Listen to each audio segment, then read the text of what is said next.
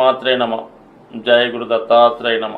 ఈ వీడియోలో మనం కుంభరాశి వారికి జనవరి 12వ తారీఖు నుంచి 18వ తారీఖు మధ్యలో జరగబోయే వార ఫలాలు తెలుసుకుందాం. మరి కుంభరాశి వారికి ఒక విధంగా ఈ వారం గొప్ప ధనయోగంతో ఈ వారం ప్రారంభం జరుగుతుంది. ఏదైనా మన రాశి ఫలితాలు పరిశీలించినప్పుడు ఒక రాశిలో పాపగ్రహం ఉన్నప్పుడు ఎన్ని గ్రహాలు మిగతా గ్రహాలు మంచి స్థానాల్లోకి వచ్చినా వాటి యొక్క ఫలితాన్ని జాతకుడు పొందలేకపోవడం జరుగుతూ ఉంటుంది.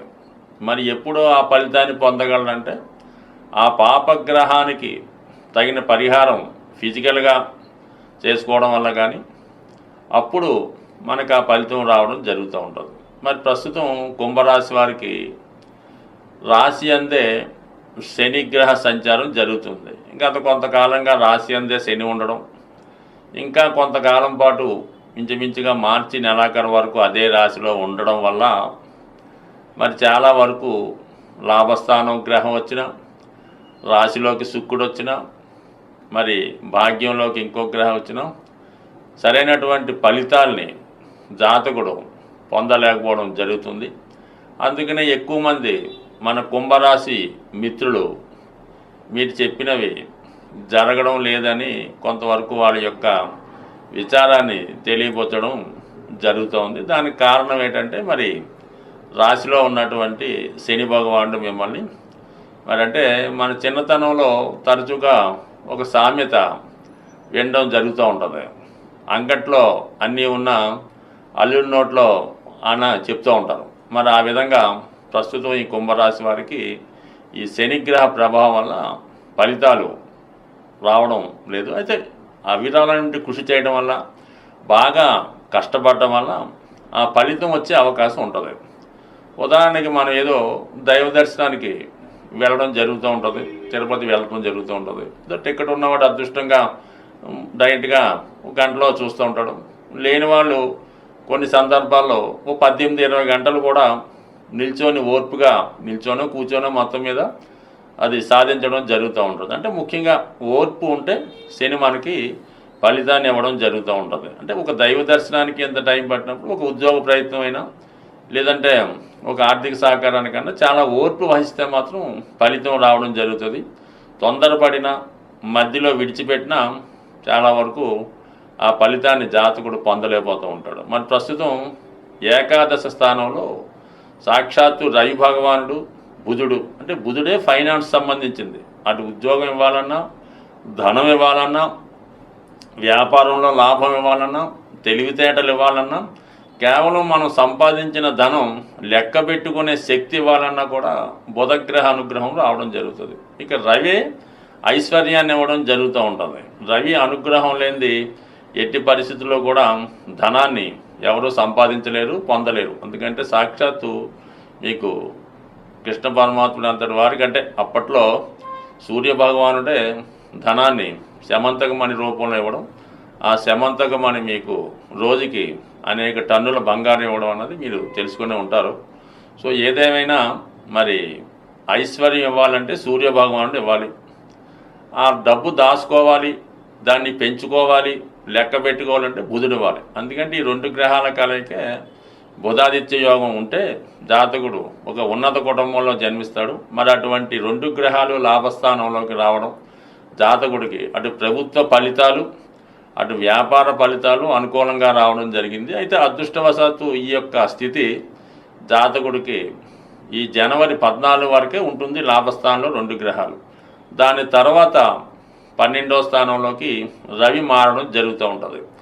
రవి 11లో ఉంటే ఎంత గొప్ప ఫలితాన్ని ఇస్తాడో వ్యయంలో ఉంటే అంత బాధుతూ ఉంటాడు అన్నమాట. అటు ప్రభుత్వానికి ట్యాక్సులు కట్టాలి, ఇంట్లో పెద్దవారిని వాళ్ళు సాటిస్ఫై చేయాలి, ఏదో ఒక అనారోగ్య సమస్యలు, అధికమైనటువంటి ఆర్థిక ఒత్తిడి, ప్రభుత్వం నుంచి వేధింపులు రావడం జరుగుతుంది. ఆటోమేటిక్గా మరి అటు రాహువు ఇటు రవి 2 కూడా మరి కుంభరాశి వారికి జనవరి 14 తర్వాత పాపకర్తారి యోగంలో పడడం వల్ల ఆర్థిక విషయాల్లో చాలా స్ట్రగుల్ పడుతూ ఉంటాడు. అయితే అతి క్రమశిక్షణతో ఓర్పుతో మీ కష్టాన్ని అధిగమించవచ్చు. సాధారణంగా గ్రహాలు మనకి అనుకూలమైనటువంటి ఫలితాలు ఇవ్వాలంటే సూర్యగ్రహం యొక్క అనుగ్రహం తప్పనిసరిగా ఉండాలి.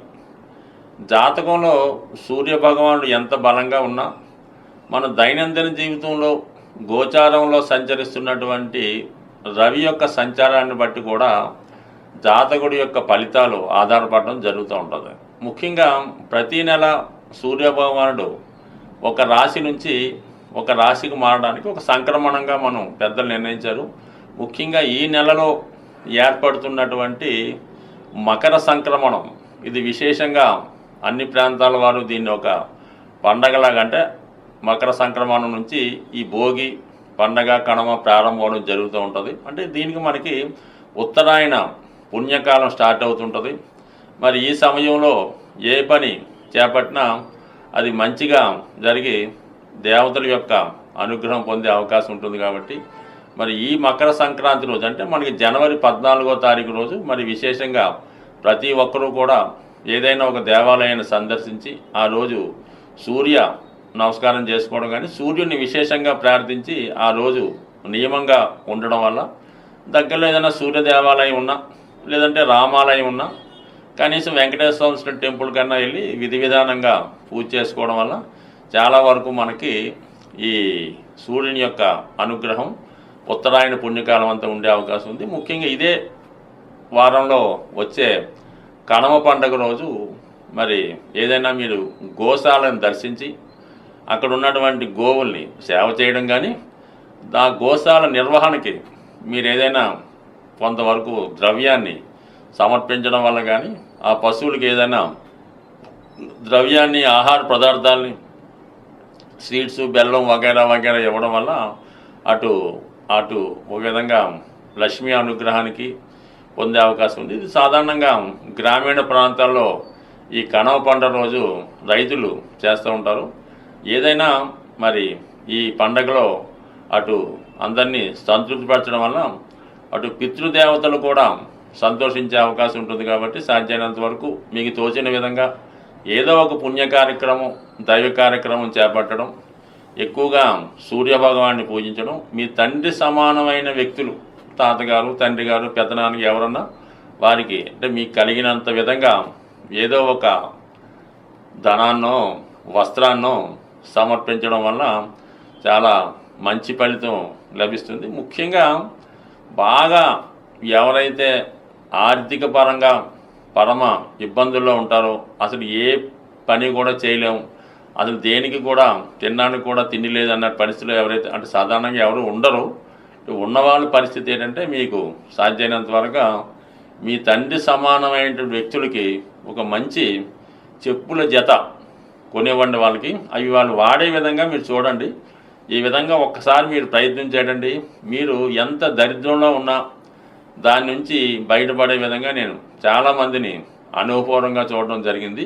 అంటే మీ తండ్రి గారు ఎంత గొప్పవారైనా మీరు ఏ స్థాయిలో ఉన్నా వారికి మీరు ఒక మంచి ఖరీదైనవో మామూలువో చెప్పుల జత స్వయంగా వారికి ఇవ్వడం వల్ల అవి వారు వాడటం వల్ల మీరు ఆ చెప్పులు అరిగిపోయేంత లోపల మీ యొక్క సర్వ దరిద్రాలు తీరిపోయే అవకాశం ఉంది. స్వస్తి.